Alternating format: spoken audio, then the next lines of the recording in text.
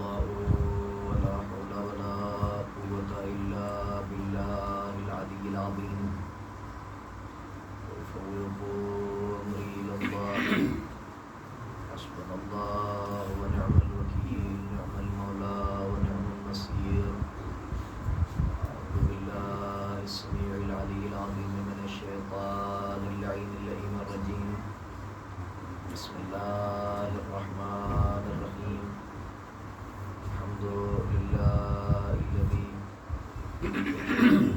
شرف للذاكرين وحمده فوز للحامدين وطاعته نجاة للمطيعين وشكره عز للشاكرين جلت عظمته الصلاة والسلام على النبي الأمي العربي المكي المدني القرشي الهاشمي المطفي الأبدلي الطعامي الدافع جيشات الأباطيل والدامن صولات الأزاليل معلن الحق بالحق أبي القاسم محمد اللهم صل على محمد وآل محمد وعلى آل بيته الطيبين الطاهرين المعصومين المظلومين المنتجبين المنتخبين الغر الميامين الذين أذهب الله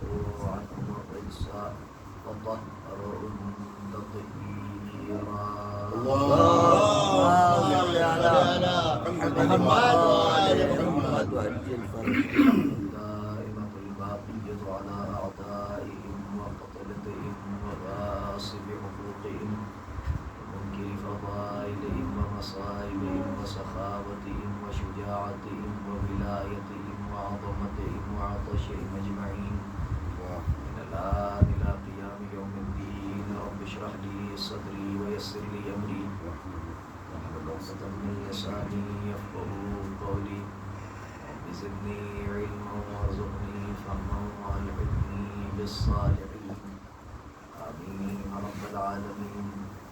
أما بعد فقد قال مولانا أبا عبد الله الحسين عليه الصلاة والسلام اللهم صل على محمد وآل محمد إنما خرجت لطلب الإصلاح في أمة جدي آمر بالمعروف وأنهى عن المنكر وأسير بسيرة جدي وأبي صلوات محمد وآل اللهم صل على محمد وآل محمد.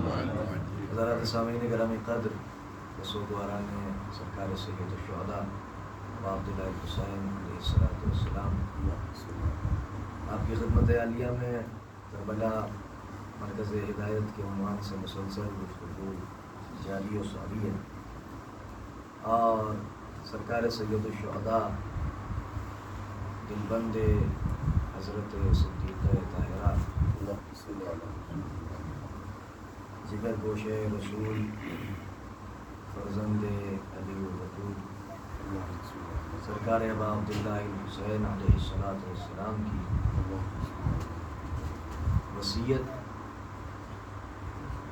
کے کچھ منتخب فقرات کی تلاوت کا مسلسل شرف حاصل کر رہا ہوں، جس میں امام حسین علیہ السلام نے اپنے موقف کو بیان فرمایا کہ میں کس لیے مدینہ سے سوئے عراق سفر کرنے جا رہا ہوں۔ جیسا کہ میں نے گزشتہ مجلسوں میں آپ کی خدمت میں عرض کیا تھا کہ امام حسین علیہ السلام نے تحریری شکل میں فیصلہ کن گفتگو کی ہے، اور ماضی کی گفتگو میں اگر میرے محترم سامعین کو یاد ہوگا تو میں نے عرض کیا تھا کہ پوری کائنات میں کورٹ آف لا کے کچھ اصول ہیں، کچھ قوانین ہیں، اور ان قوانین میں اور ان اصولوں میں ایک قانون یہ ہے کہ کورٹ آف لا ہمیشہ ریٹن ایویڈنسز کو پرائیورٹی دیتا ہے۔ تحریری شکل میں جو ثبوت کورٹ کے سامنے پیش ہوتے ہیں اس تحریری ایویڈنس کو کورٹ سب سے پہلے خاطر میں لاتا ہے، اور امام حسین علیہ السلام نے جہاں پر بے شمار خطبات اور کلمات اختصار ارشاد فرمائے اور احادیث مختلف مقامات پر ارشاد فرمائیں، وہیں پر حضرت نے بارہا اپنے موقف کو اپنے مقدس کلمات کے ذریعے سے دنیا کے سامنے روشن کیا، اور تحریری شکل میں بھی اپنے تمام تر اغراض و مقاصد کو آپ نے باقاعدہ طور پر دنیا کے سامنے رکھا۔ اسی انداز سے امام حسین علیہ السلام نے کسی قسم کی کوئی کمی نہیں چھوڑی، کسی قسم کی کوئی کسر نہیں چھوڑی کہ کوئی بھی شخص نقطہ رکھ پائے کہ صاحب یہ کیوں کر ہو گیا اور یہ کیسے ہو گیا۔ اور دوسری بات یہ بھی آپ کی خدمت میں عرض کی تھی میں نے کہ امام حسین علیہ السلام اوفینسو اسٹریٹجی لے کے نہیں چلے تھے، ڈیفینسو اسٹریٹجی لے کے چلے تھے۔ امام حسین علیہ السلام نے حقیقت جہاد کو بیان فرمایا کہ جہاد کا مطلب یہ نہیں ہے کہ آج کی دنیا کے اعتبار سے جو جہاد کے مفہوم و معانی لوگوں نے لے لیے اور انٹرنیشنل میڈیا اسی کو دکھاتا ہے کہ صاحب جہاد کا مطلب یہ ہے کہ اپنے کاندھے پر AK-47 کو لاد کے آدمی کسی بھی بستی میں چلا جائے اور وہاں اللہ اکبر کے نعرے بلند کرے اور بے گناہ انسانوں کو قتل کر دے۔ جہاد کا مطلب اوفینس کرنا نہیں ہے، جہاد میرا موضوع نہیں ہے، ورنہ میں آپ کی خدمت میں عرض کرتا کہ جہاد کی حقیقی معنی کیا ہے قرآن اور حدیث کی روشنی میں۔ ہمارے ہاں جہاد کا مطلب اوفینسو نہیں ہونا ہے، ہمارے ہاں جہاد کا مطلب ڈیفینسو ہونا ہے، چاہے وہ دشمن کے ذریعے، چاہے وہ دشمن کے سامنے ڈیفینس کرنا ہو، چاہے وہ اپنے آپ سے ڈیفینس کرنا ہو، اپنے نفس سے ڈیفینس کرنا ہو۔ چنانچہ معصوم نے ارشاد فرمایا کہ افضل ترین جہاد کی قسم جو ہے وہ جہاد بالنفس ہے، اپنے نفس سے جہاد کرنا ہے، اپنی خودی سے جہاد کرنا ہے، اپنے آپ سے جہاد کرنا ہے، اپنی خواہشات کے سامنے سرنگو نہیں ہونا ہے، اپنی خواہشات سے اپنا ڈیفنس کرنا ہے، ہوائے نفس سے اپنا ڈیفنس کرنا ہے۔ اور اس کی بہترین مثال حضرات محمد و آل محمد علیہ السلام اور ان کے اصحاب باوفا ہیں۔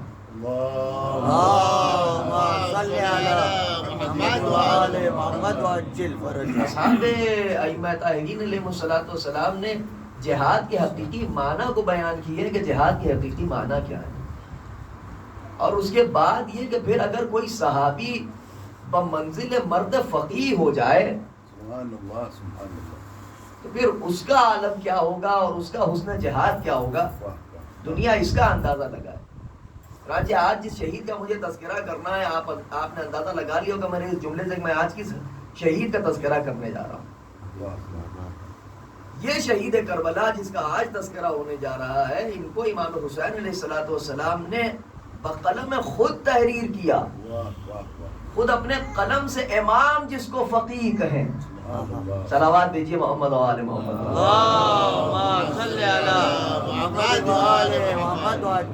امام معصوم نے جسے مرد فقیہ کہہ کے خطاب کیا ہو، اس کی عظمت و جلالت کو کون سمجھ سکتا ہے اور اس کی منزلت کو کون سمجھ سکتا ہے۔ امام حسین علیہ السلام جناب حبیب کا مرتبہ بتا رہے ہیں کہ جناب حبیب ہیں کون، اور جناب حبیب کی ذات والا صفات ایک مشعل ہے ہدایت کی۔ جناب حبیب علیہ السلام کی زندگی کا آپ مطالعہ کریں تو آپ کو اندازہ ہوگا، میں نے آپ کی خدمت میں عرض کیا کہ میں عنوان سے بھٹکنا نہیں چاہتا، کربلا مرکز ہدایت ہے۔ اب ہر آدمی کا اپنا ایک ذوق ہوتا ہے، اپنے اعتبار سے وہ ہدایت کے معنی و مفاہیم بیان کرتا ہے، کوئی تزکیہ نفس کے حوالے سے گفتگو کرتا ہے، کوئی جہاد بالنفس کے حوالے سے گفتگو کرتا ہے، کوئی علم کے حوالے سے گفتگو کرتا ہے، کوئی قناعت کے حوالے سے گفتگو کرتا ہے، کوئی اخلاص کے حوالے سے گفتگو کرتا ہے، کوئی عشق خدا کے حوالے سے گفتگو کرتا ہے، کوئی عشق رسول کے حوالے سے گفتگو کرتا ہے، کوئی عشق امام کے حوالے سے گفتگو کرتا ہے، کوئی عشق صاحب ولایت تکوینیہ کے حوالے سے گفتگو کرتا ہے، کوئی اختیار صاحب ولایت تکوینیہ پر گفتگو کرتا ہے۔ لیکن اگر آپ جناب حبیب علیہ السلام کی زندگی کو بغور پڑھیں تو کون سا ایسا پہلو ہے کہ جس پہلو سے جناب حبیب نے نصرت حسین نہ کی ہو۔ امام حسین علیہ السلام کا جناب حبیب کو مرد فقیہ کہہ کے خطاب کرنا اس بات کی دلیل ہے کہ جناب حبیب نے نصرت کے کسی پہلو کو تشنا نہیں چھوڑا. جناب حبیب نے ہر اعتبار سے نصرت کی. ایک فقیہ کی زندگی کو اگر آپ بغور دیکھیں تو ایک فقیہ جتنی تگ و دو کرتا ہے، جتنی جد و جہد کرتا ہے، اور خصوصیت کے ساتھ احکام دین کو پہنچانے کے لیے اور فرامین معصومین علیہ الصلوۃ والسلام کی عرفان کے لیے جتنا ایک فقیہ محنت کرتا ہے، اتنا عام انسان محنت نہیں کرتا. اور امام حسین علیہ الصلوۃ والسلام کی نظروں میں فقیہ کون ہوتا ہے؟ ابھی آپ انشاءاللہ ملاحظہ کریں گے اور سماعت فرمائیں گے کہ کون فقیہ ہوتا ہے حقیقت میں بنظر امام. امام اگر کسی کو مرد فقیہ کہہ کے خطاب کر رہا ہے تو اس کا کیا مرتبہ ہے، اس کا کیا سٹیٹس ہے امام وقت کی نظروں میں. اور امام حسین علیہ الصلوۃ والسلام نے صاف صاف اس بات کو عرض کیا، صاف صاف اس بات کو فرمایا حضرت نے کہ میں نہ شر پھیلانے کے لیے چل رہا ہوں یہاں سے، نہ میں کرپشن کو ہوا دینے کے لیے یہاں سے آگے بڑھ رہا ہوں، نہ کسی فتنے کو ہوا دینے کے لیے آگے بڑھ رہا ہوں، نہ میں مفسد بن کے نکلا ہوں، نہ میں ظالم بن کے نکلا ہوں، بلکہ میں فساد کے سر کو کچلنے کے لیے نکلا ہوں، مظلوم ابن مظلوم. اور فرما رہے ہیں آپ نہیں اور فرما رہے ہیں مظلوم ابن مظلوم. میں نے جیسا کہ آپ کی خدمت میں عرض کیا تھا کہ مظلوم ہونا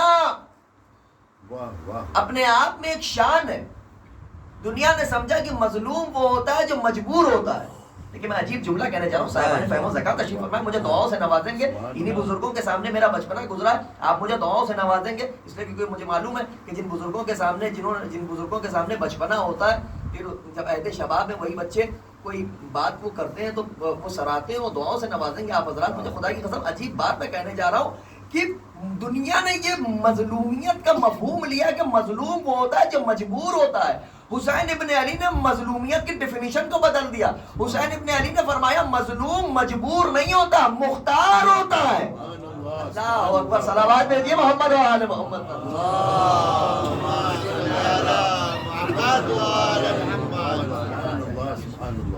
مظلوم مجبور نہیں ہوتا. کوئی انسان یہ نہ سمجھے کہ مظلوم مجبوری کے عالم میں مظلوم ہوتا ہے. حسین ابن علی سے زیادہ اختیار کس کے پاس ہوگا؟ حسین ابن علی علیہ الصلوۃ والسلام سے زیادہ مختار کون ہوگا؟ ارے بھیا جو زمین والوں سے زیادہ آسمان والوں کی مشکل کشائی کرے، صلوات بھیجیے محمد و آل محمد پر.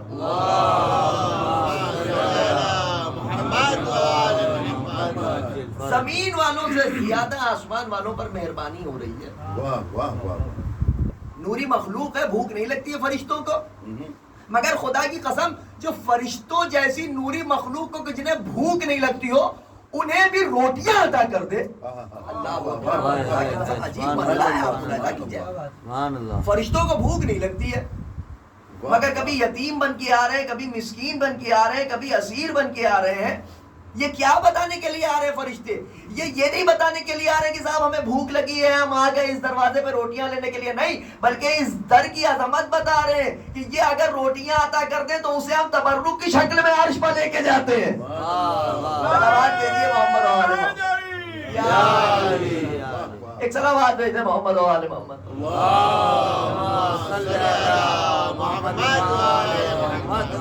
بھائی میں نہیں جانتا کہ کس مصلحت کی وجہ سے فرشتے آئے روٹیاں لے جانے کے لیے. مجھے نہیں معلوم کہ فرشتے کیوں آئے، انہیں تو بھوک ہی نہیں لگتی ہے. مگر ہاں ایک یہ ناقص ذہن کی ایک فکر ہے، ہو سکتا ہے ایسا بھی ہو یہ فرشتے روٹیاں لے کے گئے.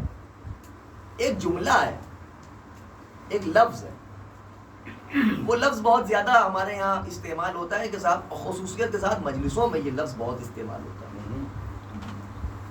آپ نے اکثر و بیشتر ملاحظہ کیا ہوگا، لوگ بہت یہ کہتے ہیں، آپ نے سنا ہوگا اس کو ہر دوسرے آدمی سے کہ صاحب ہم نے تو مجلس میں اتنے تبرک کا انتظام کیا تھا، فاتحے کا اتنا انتظام کیا تھا ہم نے، لیکن مولا نے کتنی برکت دی. ہوتا ہے کہ نہیں ہوتا ہے؟ یہ ہر آدمی کہتا ہے نا کہ صاحب ہم نے تو تبرک بہت مختصر انتظام کیا تھا فاتحے کا اور مومنین زیادہ آ گئے، لیکن مولا نے میری عزت رکھ لی، اتنی برکت دی ہمارے تبرک میں، اتنی برکت دی مولا نے فاتحے میں کہ صاحب قلیل غذا تھی مگر سب تک برابر سے پہنچ گئی. اللہ اکبر. اب اس جملے کو آپ اپنے ذہن میں رکھیں گے، ایک نتیجہ پیش کرنے جا رہا ہوں. بھائی مولا لاج رکھتے ہیں، مولا عزت رکھتے ہیں چاہنے والوں کی اپنے. بھائی ظاہر سی بات ہے انسان ہے، بھوک تو لگے گی، اور احادیث میں بھی یہ وارد ہوا ہے کہ روز محشر بھی انسانوں کو بھوک لگے گی. لگے گی کہ نہیں لگے گی؟ روز محشر بھی بھوک کا غلبہ ہوگا، روز محشر بھی پیاس کا غلبہ ہوگا، مگر خدا کی قسم نہ روز محشر حسین کے نام پر لنگر لٹانے والا بھوکا رہے گا، نہ حسین کے نام پر پانی پلانے والا پیاسا رہے گا۔ لبیک یا حسین، لبیک یا حسین، لبیک یا حسین، لبیک یا حسین، لبیک یا حسین، لبیک یا حسین۔ ایک صلوات دیجئے محمد و آل محمد پر۔ اللہم صلی علی محمد و آل محمد و آل۔ سوال تو پھر وہیں کرے وہیں رہ گیا نا کہ روٹیاں گئی کیوں؟ اب مجھے نہیں معلوم کہ روٹیاں کیوں گئی، ہاں مگر ناقص ذہن میرا اسی وجہ سے ہے، یہاں پر آ کے رک گیا کہ ہو سکتا ہے روٹیاں اس لیے گئی ہوں کہ روز محشر ایک ایک لقمہ اگر عزاداروں میں بڑھ جائے گا تو برکت ہی برکت نظر آئے گی۔ صلوات بھیجیے محمد و آل محمد پر۔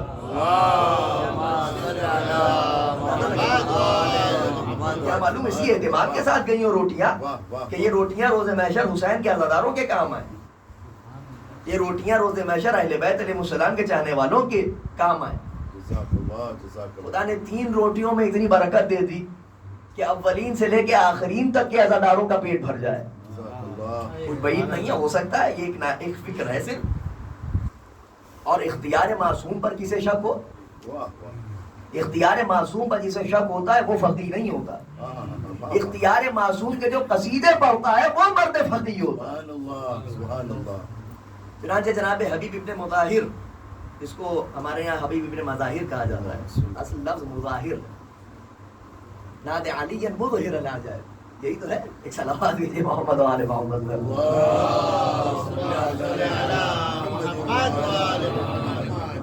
جناب حبیب ابن مظاہر، اللہ، میں کل رات نہیں پڑھ رہا تھا، ظاہر سی بات ہے کہ ایام ازاں ہیں تو ایام ازاں میں تو کیسی نیند اور کیسا سونا اور کیسا آرام اور کیسا، خاص طور پر دارالسلام میں اس وقت تو میں آپ یقین جانیں کہ آپ دارالامن میں بیٹھے ہوئے ہیں الحمدللہ رب العالمین، اور خاص طور پر کہ یہاں کی اپنی عزاداری، مرکزی عزاداری جو ہے اس کی الگ اپنی شان ہے۔ مغربین کے بعد ایک مجلس ہونا ہے گجراتی زبان میں، اس کے بعد پھر ایک وقت انگریزی اور اردو زبان کی ذاکری ہونا ہے، اور اس کے بعد پھر ماتم ہونا ہے، صف ہونا ہے، یہ تمام چیزیں اپنا جماعت کے اعتبار سے جو کمیٹی ڈیسائیڈ کرتی ہے وہ وقت کے اندر تمام باتیں ہوتی ہیں اور ایک اچھا خاصا عزاداری کا ماحول رہتا ہے بعد نماز مغرب۔ ظاہر سی بات ہے کہ آفس ورکرز ہیں، سب کو اپنے آفیسز بھی جانا ہے، کام بھی کرنا ہے، جد و جہد بھی کرنا ہے، جہاد کرنا ہے، اور فرمانے کی نہیں، اور گھر سے کوئی شخص اگر نکل رہا ہے کمانے کے لیے تو یہ بھی ایک قسم جہاد کی، اور یہ بہت اچھی قسم ہے، الگ قسم جہاد کی۔ جہاد کا ایک مسلسل عنوان ہے، کبھی انشاءاللہ موقع ملے گا تو اس پر بھی انشاءاللہ آپ سے خطاب ہوگا، مگر اس وقت میرا یہ عنوان نہیں ہے۔ ظاہر سی بات ہے کہ جو عزاداری ہو رہی ہے ایک عرصہ دراز سے، اس کی تو شان اپنی الگ ہے، مگر اس کے بعد پھر جو ماتمداری کا سلسلہ رہتا ہے، عزاداری کا سلسلہ رہتا ہے، خاص طور پر انجمن سدائے زینب کے زیر اہتمام گھر گھر میں کھانا بخانا کو بکو عزاداری ہو رہی ہے، کبھی اس گھر میں ماتم ہو رہا ہے، کبھی اس گھر میں ماتم ہو رہا ہے، کبھی اس گھر میں ماتم ہو رہا ہے، اور الحمدللہ یہ شرف مجھے حاصل ہوا کہ ذکر مصائب کے لیے حکم ہوتا ہے تو پہنچتے ہیں اور کوشش کرتے ہیں کہ تمام جگہوں پر جائیں، کہ تمام برادران جو تشریف فرمائیں، یہاں پہ اکثریت یہاں پہ بزرگوں کی بھی آتے ہیں، ماتمداری میں شریک ہوتے ہیں۔ خداوند عالم ان تمام ماتمداروں کی تمام دلی حاجات کو اپنی بارگاہ میں شرف و قبولیت عطا فرمائے۔ تو ظاہر سی بات کافی تاخیر ہو جاتی ہے، تقریباً رات کا 2:30 بج گیا تھا واپس پہنچتے تو نیند نہیں آ رہی تھی، تو میں نے کہا لاؤ بھائی جناب حبیب کے متعلق کچھ دیکھا جائے گا۔ عجیب باتیں، خدا کی قسم، آپ ملاحظہ کیجئے، رسول اکرم تشریف لے جا رہے ہیں اپنے اصحاب کے ساتھ، اصحاب با وفا، اور بھائی ہم تو اصحاب با وفا پر اپنی جان نثار کر دیں، سلمان پر جان نثار، ابو ذر پر جان نثار، مقداد پر جان نثار، ایسے ایسے اصحاب، خدا کی قسم ہم اصحاب کو مانتے ہیں، غدار کو تھوڑی مانتے ہیں۔ ہم کسی صحابی کو غدار کہتے نہیں ہیں اور کسی غدار کو صحابی مانتے نہیں ہیں۔ ہمارے تو عقیدے کا معیار یہ ہے، ہم سے زیادہ فراخ دل کون ہوگا، ہم سے زیادہ کھلی بات کون کرنے والا ہوگا۔ ہم مرد میدان کے ماننے والے ہیں، کل ایمان کے ماننے والے ہیں، کرار کے ماننے والے ہیں، غیر فرار کے ماننے والے ہیں۔ ہم میدان چھوڑ کے بھاگنے والوں میں سے تھوڑی ہیں، ہم تو ڈٹ کے مقابلہ کرنے والوں میں سے۔ ابتدا سے لے کے انتہا تک ہماری تاریخ کا مطالعہ آپ کرتے چلے جائیں، ہم نے کبھی کسی میدان کو نہیں چھوڑا اور ہم نے کسی میدان میں کبھی ہار نہیں مانی۔ جو بات کہی وہ ڈنکے کی چوٹ پہ کہی، لوہا لاٹ بات کہی، بالکل مضبوط بات کہی۔ رسول اکرم اپنے اصحاب کے ساتھ تشریف لے جا رہے ہیں، ایک بچہ نظر آیا، سرکار ختمی مرتبہ اس بچے کے پاس گئے، اس کو اپنی آغوش میں لیا، بوسے لیے اس بچے کے، سر پر ہاتھ پھیرا، کلیجے سے لگایا، سینے سے لگایا، پیار فرمایا. چاہنے والوں نے پوچھا یا رسول اللہ اس بچے پر آپ بہت مہربان ہیں، بہت شفیق ہیں، آپ بڑی شفقت فرما رہے ہیں اس بچے پر، ماجرا کیا ہے؟ آپ کو معلوم ہے امام حسین کے نانا نے کیا ارشاد فرمایا؟ فرمایا یہ بچہ مجھے بہت عزیز ہے. اس کی ایک وجہ یہ ہے، بہت سی وجوہات ہیں ان میں سے، مگر اس کی ایک خاص وجہ یہ ہے کہ یہ بچہ میرے حسین کا دوست ہے. اللہ اللہ. آپ اس لفظ دوست پر اگر غور کرنے خدا کی قسم تو پھر مجھے زیادہ گفتگو طولانی کرنے کی ضرورت نہیں پڑے گی. میں بہت مختصر وقت میں اپنی بات کو سمیٹنا چاہ رہا ہوں. جی یہ بچہ میرے حسین کا دوست ہے. بھائی آپ کے بھی بچوں کے دوست ہوتے ہیں، لیکن ان اپنے بچے سے اور اپنے بچوں کے دوستوں سے محبت ایک الگ ہے. لیکن یہ عجیب طریقہ محبت ہے. اس کے بعد پوچھا کہ دوست ہے یا رسول اللہ، آپ کے نواسے کا دوست ہے، ٹھیک ہے، مگر اور کیا خصوصیت ہے؟ لیکن رسول کا ہر فعل حجت ہے. ہمارے یہاں قول معصوم، فعل معصوم، تقریر معصوم حجت میں شمار ہوتا ہے. معصوم کچھ کہے حجت ہے، معصوم کوئی عمل انجام دے حجت ہے. کوئی عمل معصوم کے سامنے انجام دیا جا رہا ہو، معصوم نہ روکے حجت ہے. اب اسی سے سمجھ لیں کہ جناب مختار کا کیا معیار ہوگا. جناب مختار قیام کر رہے ہیں، چوتھے امام نے خط لکھ کے نہیں بھیجا کہ تم نے قیام کیوں کر لیا. چوتھے امام کی خاموشی بتا رہی ہے کہ جناب مختار سے راضی تھے. اب اگر کوئی جناب مختار کی شان میں گستاخیاں کرے تو وہ چوتھے امام کی خاموشی پر شک کر رہا ہے، اور جو چوتھے امام کی خاموشی پر شک کرے وہ حجت پر شک کر رہا ہے، اور جو حجت پر شک کرے وہ لعنتی ہوتا ہے.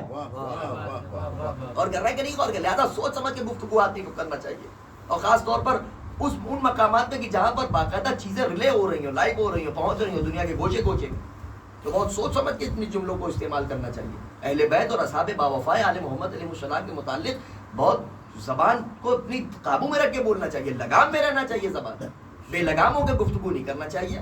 ان کا مرتبہ سمجھیے، ان کی عظمت سمجھیے، ان کی منزلت سمجھیے، ان کا وقار سمجھیے، ان کی عزت سمجھیے، ان کا احترام سمجھیے، ان کی رسپیکٹ سمجھیے، ان کی ویلیو سمجھیے، ان کے کیریکٹر کو سمجھیے، اور اس کے بعد پھر گفتگو کیجیے.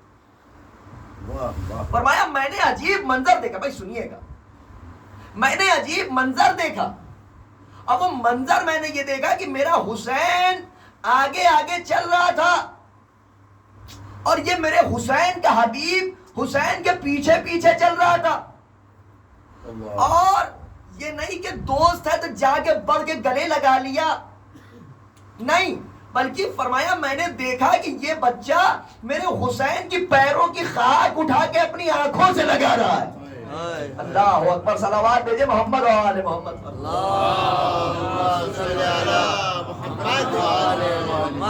میں نے عرض کیا تھا کہ اس واقعے کو شیخ جعفر شوستری علیہ الرحمہ خصائص حسینیہ نے جناب زہیر سے منسوب کیا ہے، لیکن کثرت کے ساتھ یہ واقعہ جو آیا ہے وہ جناب حبیب کے لیے آیا. اب ہو سکتا ہے کہ جناب حبیب بھی امام حسین علیہ السلام کی گرد خاک کو اپنی آنکھوں سے لگاتے ہوں، جناب زہیر بھی. شاید اسی لیے امام حسین نے ایک کو میمنے کا سردار بنایا اور ایک کو میسرے کا سردار بنایا. غور کر رہے ہیں کہ نہیں غور کر رہے ہیں؟ امام معصوم کی نگاہیں کتنی عدالت پسند نگاہیں ہیں، کتنی منصف مزاج نگاہیں ہیں. فرمایا یہ اپنی آنکھوں سے حسین ابن علی کی خاک کو لگاتا ہے.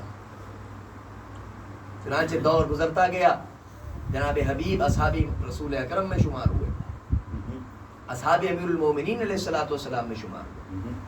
اور روایت کے جملے ہیں، اور میں نے جناب حبیب کے حالات میں دیکھا کہ کوئی ایسی جنگ نہیں تھی جناب امیر علیہ السلام کے ساتھ جو ہوئی ہو کہ جس میں جناب حبیب جناب امیر کے ساتھ نہ رہے. اور پھر امام حسن علیہ السلام کے دور میں بھی جناب حبیب امام حسن علیہ السلام کے مسئلے میں بھی امام حسن علیہ السلام کی طرف. اور پھر جب امام حسین علیہ السلام کا دور آیا اور جناب مسلم ابن عقیل کو بھیجا جناب سید الشہداء نے، تو ملتا ہے کہ جناب مسلم سے آ کے ملاقات کی جناب مختار کے گھر پر، اور اس کے بعد جناب ہانی کے گھر پر ملاقات ہوئی. اور جناب مسلم نے جناب حبیب کو یہ ذمہ سونپا کہ آپ جا کے ہماری طرف سے بیعت لیں. آپ سمجھ رہے ہیں اس جملے کی آپ نے قدر کی، شاید آپ نہیں پہنچے وہاں تک جہاں تک میں لے جانا چاہ رہا ہوں، یہ شک میں پہنچا نہیں پایا جہاں وہاں تک. جناب مسلم کون ہے؟ امام حسین علیہ السلام کے سفیر ایمبیسڈر ہیں امام حسین علیہ السلام کے. امام حسین علیہ السلام کے ہاتھ پر بیعت کرنا ہے تو جناب مسلم کے ہاتھ پر بیعت کرو. یعنی جو جناب مسلم کے ہاتھ پر بیعت کر رہا ہے وہ امام حسین کے ہاتھوں پر بیعت کر رہا ہے. اور جناب مسلم یہ اختیار رکھتے ہوئے فرما رہے ہیں حبیب آپ بھی بیعت لیں. یعنی جو حبیب کے ہاتھ پر بیعت لے اس نے مسلم کے ہاتھ پر بیعت لی. جس نے مسلم کے ہاتھ پر بیعت کی اس نے حسین کے ہاتھ پر بیعت کی. جس نے حسین کے ہاتھ پر بیعت کی اس نے دست خدا پر بیعت کی. یزید مانگ رہا تھا دست خدا کی بیعت. ید اللہ فوق ایدیہم, اللہ کا ہاتھ کسی کے ہاتھ کے نیچے نہیں ہوتا, اللہ کا ہاتھ سب سے بلند ہوتا ہے. ید اللہ کے بیٹے. جناب مسلم کی شہادت واقع ہو گئی.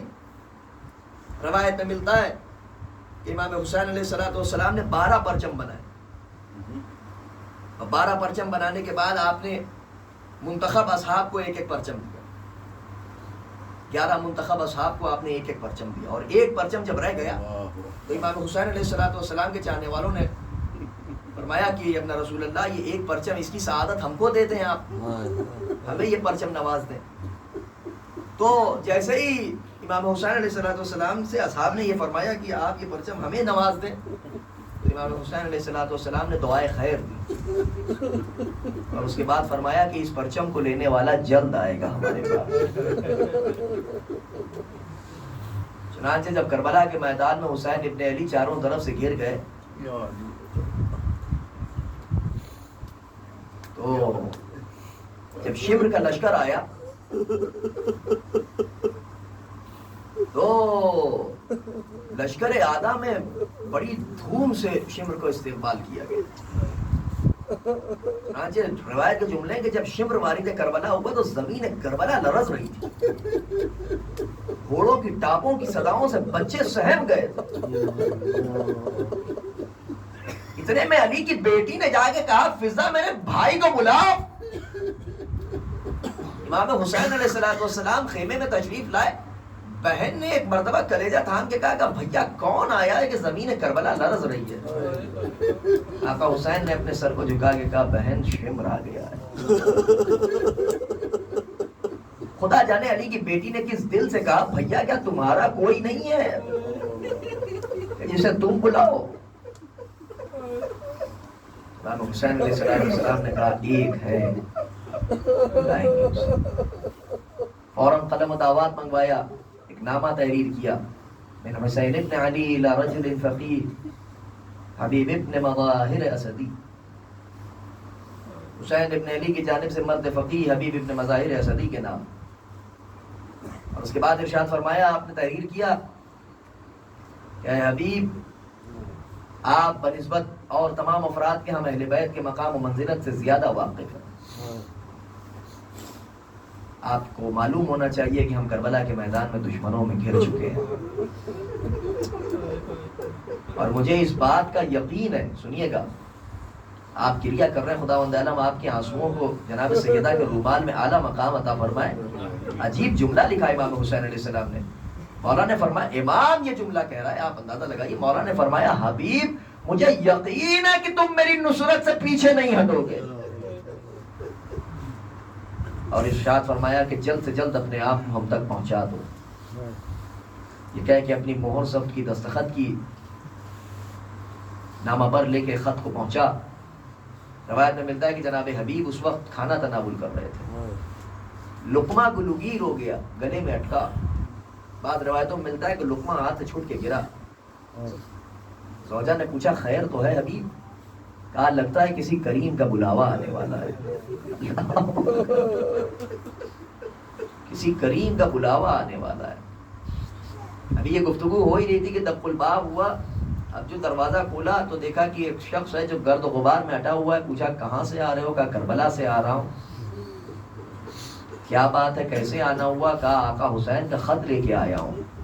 آقا حسین کا نام سنا, فوراً استقبال کیا عزت و احترام کے ساتھ. کہا لاؤ میرے آقا کا خط مجھے دو. آقا حسین کے خط کو لیا, آنکھوں سے لگایا, سر پر رکھا, اور روایت کے جملے نے کہ جناب حبیب نامہ پڑھتے جاتے تھے اور روتے جاتے تھے, کریا کرتے جاتے تھے, روتے جاتے تھے. اپنے آنسوؤں پر ضبط کیا اور اس کے بعد اندر تشریف لے گئے. زوجہ نے پوچھا کہ کیا بات ہے؟ کس کا خط آیا ہے؟ جناب حبیب نے امتحان لینے کے لیے کہا کہ حسین ابن علی علیہ السلام کا خط آیا ہے۔ زوجہ سمجھ گئی، پوچھا کیا ارادہ ہے آپ کا؟ امتحان لینے کے لیے زوجہ کا جناب حبیب نے فرمایا کہ سوچتا ہوں جاؤں کہ نہ جاؤں۔ جناب حبیب کی زوجہ نے کہا حبیب خدا کی قسم تم نے غضب کر دیا، فرزند زہرا تمہیں پکار رہا ہے اور تم نہیں جا رہے ہو۔ فرمایا مجھ سے زیادہ کون حسین ابن علی کی نصرت کا شائق ہوگا، مجھ سے زیادہ کون حسین ابن علی کی نصرت کے لیے آمادہ ہوگا؟ میں امتحان لینے کے لیے تمہارا یہ جملہ کہہ رہا تھا، میں ہاتھ جوڑ کے کہوں گا اے مرد فقیر، جیسے یہاں پر آپ نے دم بھرا ہے ذرا سا شام قریبہ میں بھی آ جائیے گا، جب زینب کی ردا لٹ رہی ہوگی، حسین کے گلے پر جب خنجر چل رہا ہوگا، بہن فریاد کر رہی ہوگی۔ اللہ اکبر۔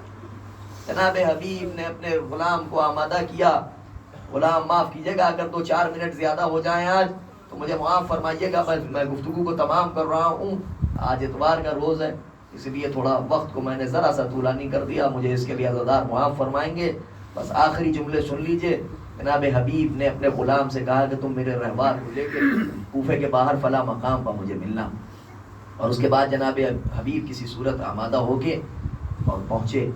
جب پہنچے تو عجیب منظر دیکھا کہ غلام گھوڑے کی گلے سے لپٹا ہوا رو رہا ہے۔ اللہ اکبر، حسین تمہاری غربت پر نثار، غلام گھوڑے سے لپٹا ہوا گریا کر رہا ہے۔ قریب جا کے ایک مرتبہ جو گفتگو سنی تو غلام حبیب کے رہوار سے کہہ رہا تھا اے میرے آقا کی سواری کے گھوڑے، گریا نہ کر، غمزدہ نہ ہو، اگر میرے آقا کو آنے میں تاخیر ہو گئی تو میں تجھ پر سوار ہو کے آقا حسین کی نصرت کے لیے جاؤں گا۔ حبیب آگے بڑھے، اسے دعاؤں سے نوازا۔ لیجئے حسین ابن علی کا حبیب رہوار پر سوار ہوا، کوفے سے چلے، تیز رفتار ہو کے کربلا پہنچے۔ روایت میں ملتا ہے کہ آقا حسین اپنے اصحاب کے ساتھ بیٹھے تھے کہ اتنے میں ایک مرتبہ کوفے کی سمت سے کچھ غبار اٹھتا ہوا نظر آیا۔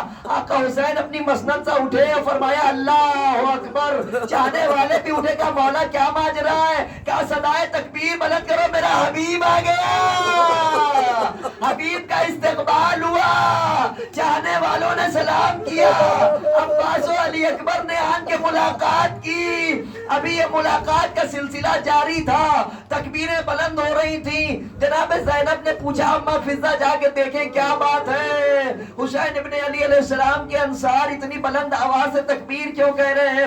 فضہ دوڑتی ہوئی در خیمہ پر گئیں، واپس آئیں، چہرے پر عجیب سرور کی کیفیت تھی، مسرور تھی۔ جناب فضہ آن کے فرمایا بی بی مبارک ہو، بچپن کا دوست آقا کا آیا ہے حبیب۔ علی کی بیٹی اٹھی اور دروازے کے قریب جا کے کہا اماں ذرا میرے بھائی حبیب کو کہنا کہ تمہیں زہرا کی بیٹی نے سلام کہا ہے۔ نیچے فضہ پہنچی، حبیب خوشا نصیب تمہارے، علی کی بیٹی سلام کہہ رہی ہے۔ حبیب نے منہ پہ تمانچے مارے، ہائے زہرا ذاتیوں پر یہ وقت آ گیا، غلاموں کو سلام کہیں گی۔